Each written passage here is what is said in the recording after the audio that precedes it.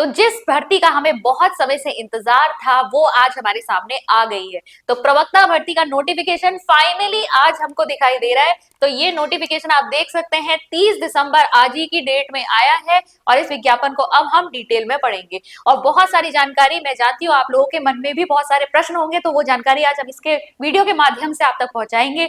Form दोबारा भरना है, नहीं भरना है, किस तरीके से यहाँ पर क्या चीजें होंगी, चलिए उसको चेक करते हैं।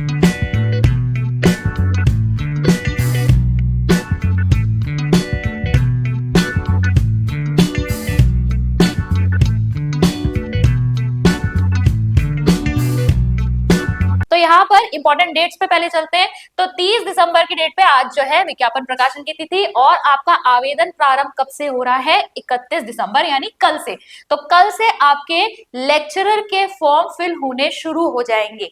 फिर ऑनलाइन आवेदन भरने की अंतिम तिथि जो है वो है आपकी 20 जनवरी। ठीक है, ध्यान रखेंगे 31 दिसंबर यानी कल से शुरू हो रहे हैं और आवेदन की अंतिम तिथि है 20 जनवरी। ठीक है, और शुल्क जमा करने की भी आपकी अंतिम तिथि यहाँ पर क्या है? 20 जनवरी ही है। इसके बाद अगर आपके फॉर्म में कोई मिस्टेक हो गई है तो उसको करेक्ट करने के लिए ये करेक्शन विंडो ओपन करेंगे। कब से कब तक? 28 जनवरी से लेकर 6 फरवरी तक ये बीच में आपका फिर से पोर्टल ओपन करेंगे जहां पर आप अपने फॉर्म में करेक्शन कर सकते हैं। हालांकि फॉर्म को ध्यान से भरिएगा और कोशिश करिएगा कि आपको इस करेक्शन विंडो को यूज करने की जरूरत ना पड़े। चलिए आगे देखेंगे थोड़ी और डिटेल्स को। जो आपका सेकेंड वाला पॉइंट है वेरी वेरी इंपॉर्टेंट, इसको समझा देती हूं मैं, क्योंकि यहाँ पर आपका सबसे बड़ा सवाल कि भाई फॉर्म फिर से भरने हैं जिन्होंने पहले भरे थे उनको या नहीं। तो यहाँ पर इन्होंने साफ साफ लिखा हुआ है कि जिन अभ्यर्थियों द्वारा पूर्व में जो आपका प्रवक्ता, जो आपका यहाँ पर संवर्ग समूह करके यहाँ पे नोटिफिकेशन निकला था, ठीक है, तो उस परीक्षा में जब आपने फॉर्म फिल किया था, ठीक है, तो उन अभ्यर्थियों को यहाँ पर फिर से फॉर्म फिल करने की जरूरत नहीं है। साफ साफ इन्होंने मेंशन कर दिया है। अगर आपने पहले जो लेक्चरर के फॉर्म आपके निकले थे उसमें आपने फॉर्म फिल किया था तो दोबारा आपको फॉर्म यहाँ पर फिल नहीं करना है, सिवाय किसको छोड़कर? एक सब्जेक्ट को इन्होंने छोड़ने के लिए कहा है, कला विषय। ठीक है, जो आपके ड्राइंग वाले स्टूडेंट्स थे उन्होंने अगर पहला फॉर्म फिल किया था तो उनको निरस्त कर दिया गया है, वो फॉर्म नहीं माना जाएगा, आपको दोबारा से फॉर्म फिल करना है। इसके अलावा ड्राइंग के अलावा जितने भी सब्जेक्ट्स हैं उसमें अगर आपने फॉर्म पहले फिल किया था तो अब आपको ये न्यू फॉर्म फिल नहीं करना। ठीक है, इसके बावजूद भी इन्होंने एक चीज ये लिखी है कि उक्त के अतिरिक्त अगर ऐसे अभ्यर्थी हैं जो पूर्व में जिन्होंने विज्ञापन में जब आया था और उन्होंने फॉर्म फिल किया था वो दोबारा से आवेदन करना चाहते हैं तो उन्हें अपना पहला वाला फॉर्म कैंसिल करना पड़ेगा। ठीक है, पहला वाला फॉर्म उन्हें कैंसिल करना पड़ेगा, तब वो यहाँ पर न्यू फॉर्म जो है वो फिल कर सकते हैं। और अगर वो न्यू फॉर्म फिल कर रहे हैं तो पुराना वाला शुल्क वापस नहीं होगा, यानी आपको फिर से फी भर के यहाँ पर नया फॉर्म जो है वो भरना होगा। लेकिन यहाँ पर एक दिक्कत है, ध्यान रखेंगे कि अब अगर आप नवीन ऑनलाइन फॉर्म फिल कर रहे हैं यहाँ पर तो आपकी जो एज है वो कौन सी डेट से कैलकुलेट की जाएगी? 1 जुलाई 2025 पे, मतलब आपकी एज कितनी है वो देखा जाएगा। तो इस डेट के अकॉर्डिंग अगर आप ओवर एज हो गए हैं तो प्लीज अपना पुराना फॉर्म कैंसिल करके दोबारा फॉर्म फिल करने की कोशिश मत कीजिएगा।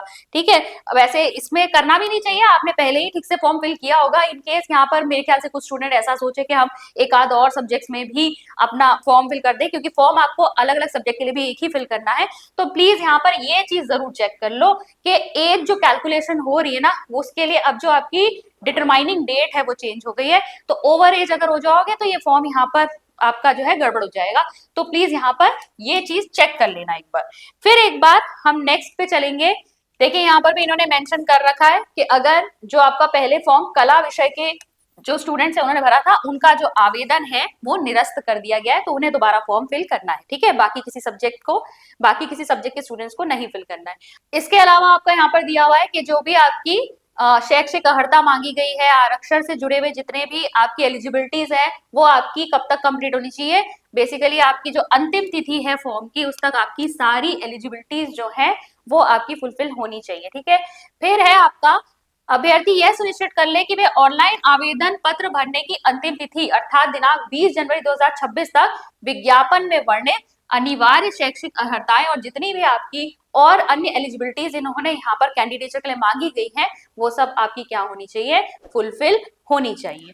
आगे बढ़ेंगे और यहाँ पर चेक कीजिए, जो आपका परीक्षा योजना पाठ्यक्रम वगैरह जो है वो आपको पहले से ही यहाँ पर प्रोवाइड किया गया था, उसकी भी बात अभी देखेंगे कि यहाँ पे सब्जेक्ट्स भी मेंशन थे, क्या इसका सिलेबस है वो भी पहले से इन्होंने बता दिया था।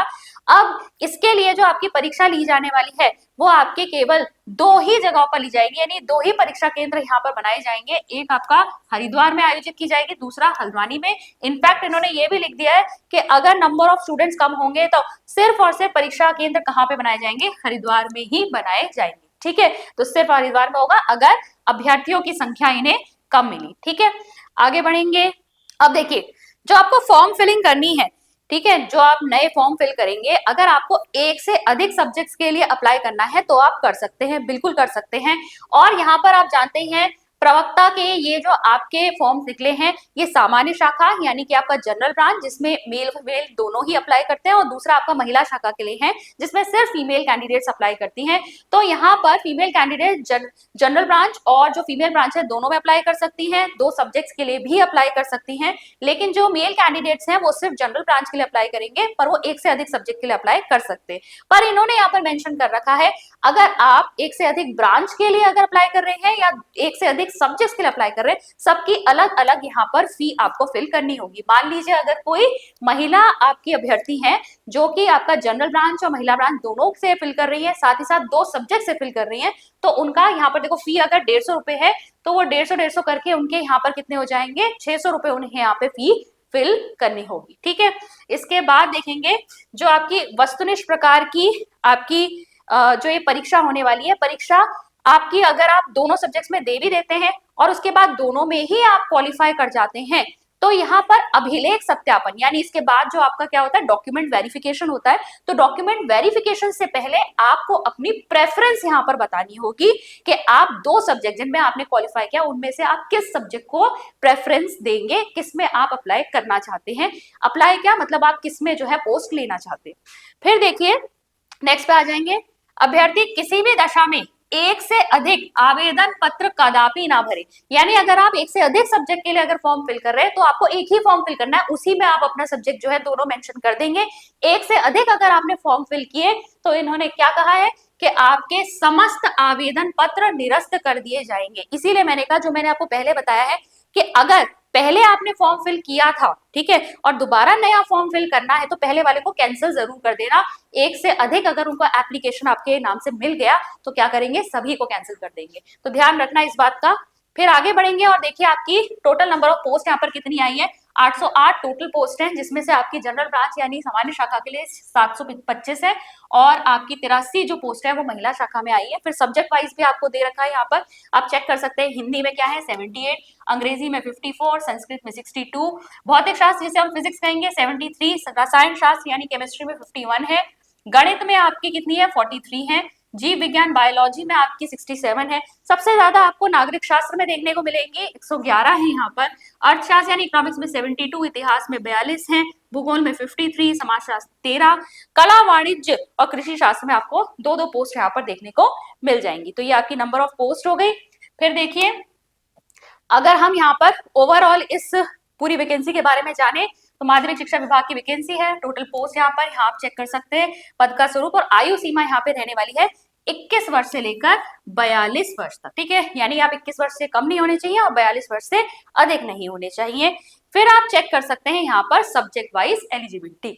ठीक है, तो अब एलिजिबिलिटी तो आपकी वही रहेगी, मोस्टली सभी में वही है, पोस्ट ग्रेजुएशन होना चाहिए प्लस आपके पास बीएड होना चाहिए। एक हिंदी और संस्कृत को चेक कर लेते हैं, उसी में थोड़ा सा आपका क्या रहता है, यहाँ पर कंफ्यूजन रहता है। तो प्रवक्ता हिंदी के लिए आप चेक कर सकते हैं, भारत में विधि द्वारा स्थापित, यहाँ पर हिंदी में इन्होंने स्नातकोत्तर की उपाधि मांगी, यानी हिंदी में आपका पीजी होना चाहिए, पर साथ ही साथ आपका ग्रेजुएशन लेवल पर आपका क्या होना चाहिए, संस्कृत होना चाहिए, ये कह रहे हैं। इसके अलावा आपका बीएड होना चाहिए। और अगर आप प्रवक्ता संस्कृत की बात करेंगे तो यहाँ पर इन्होंने क्या मांगा है कि भारत में विधि द्वारा स्थापित किसी भी विश्वविद्यालय से संस्कृत में स्नातकोत्तर की उपाधि अथवा विधि द्वारा स्थापित संस्कृत विद्यालय से जो है कोई आचार्य, साहित्य आचार्य, इस तरह की उपाधि इन्होंने ली हो। ठीक है, और इसके अलावा बीएड इन्होंने मांगा है। तो हिंदी में ही बस आपका कंफ्यूजन रहेगा, हिंदी में इन्होंने क्या कहा है इन्होंने ग्रेजुएशन लेवल पे संस्कृत भी मांगा है, ये आप ध्यान में रखिएगा।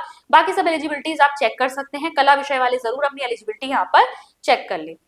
फिर देखिए आयु की गणना के लिए इन्होंने जो निर्णायक तिथि बताई है वो 1 जुलाई 2025 है। 1 जुलाई 2025 से 25 वाली डेट पर ना आप 21 साल से कम होने चाहिए, ना ही आप 42 साल से अधिक होने चाहिए। मतलब आपका जन्म ना तो 2 जुलाई 1983 से पहले हुआ हो और ना ही 1 जुलाई 2004 के बाद हुआ हो। इसके अलावा अलग अलग कैटेगरीज में आपको देखने को मिल जाएगा, आपको यहाँ पर छूट मिली हुई है, वो आप चेक कर सकते हैं। वो सब यहाँ पर पूरा मेंशन कर रखा है किस किस के लिए यहाँ पर किस तरीके की यहाँ पर एज रिलैक्सेशन है। और साथ ही साथ ग्रुप सी में ये आपकी पोस्ट आती है, तो अदर स्टेट वाले यहाँ पे अप्लाई नहीं कर सकते, ठीक है। तो वो आदमी इस तरह की जो अर्हता है उसको चेक कर लेना, ग्रुप सी के अंतर्गत आती है, ठीक है। और एक चीज में जो आप लोग बहुत पूछते रहते हैं, एम्प्लॉयमेंट एक्सचेंज में आपका नाम नहीं है, ठीक है, आप रजिस्टर्ड नहीं है, तो क्या यहाँ पर आप फिल कर सकते हैं नहीं कर सकते। देखो वो वन ऑफ द बहुत सारे इसमें क्राइटेरिया है, लेकिन आप चेक कर सकते हैं। अगर आपने 10th 12th यहाँ उत्तराखंड से किया है तो भी आप इसके लिए एलिजिबल है। तो यहाँ सारी चीजें मेंशन है, आप उसको नोटिफिकेशन में पढ़ सकते हैं, ठीक है। उसके अलावा हम देखेंगे यहाँ पर जो आपका शुल्क है यानी फी है वो कितनी है। अनारक्षित यानी जनरल कैंडिडेट के लिए 150 रुपए है, प्लस यहाँ पर एक प्रोसेसिंग फी आपकी आ रही है 16.36 रुपीज की। तो यहाँ पर टोटल आपको कितनी फी पे करनी है 166.36 रुपीज, ठीक है। तो यहाँ पर आप चेक कर सकते हैं सभी के लिए फी कितनी दे रखी है।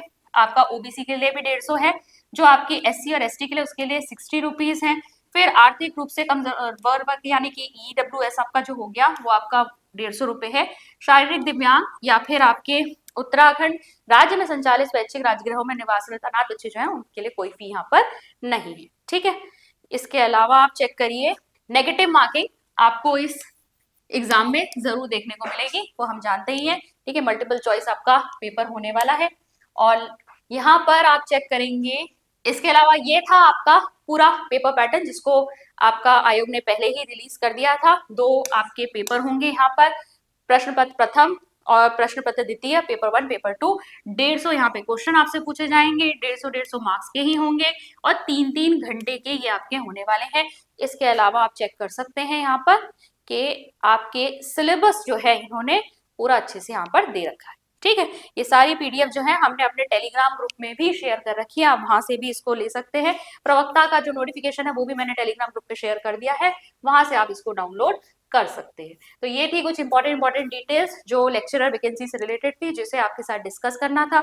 अगर आप हमारे ऐप से जुड़ना चाहते हैं तो इस समय हमारे ऐप पर इकोनॉमिक्स लेक्चरर का कोर्स चल रहा है, अर्थशास्त्र प्रवक्ता, ठीक है। तो वो आप ज्वाइन करना चाहते हैं तो हमारी अचीवर्स ऐप को डाउनलोड कर सकते हैं। डाउनलोड करने का लिंक आपको नीचे डिस्क्रिप्शन बॉक्स में मिल जाएगा।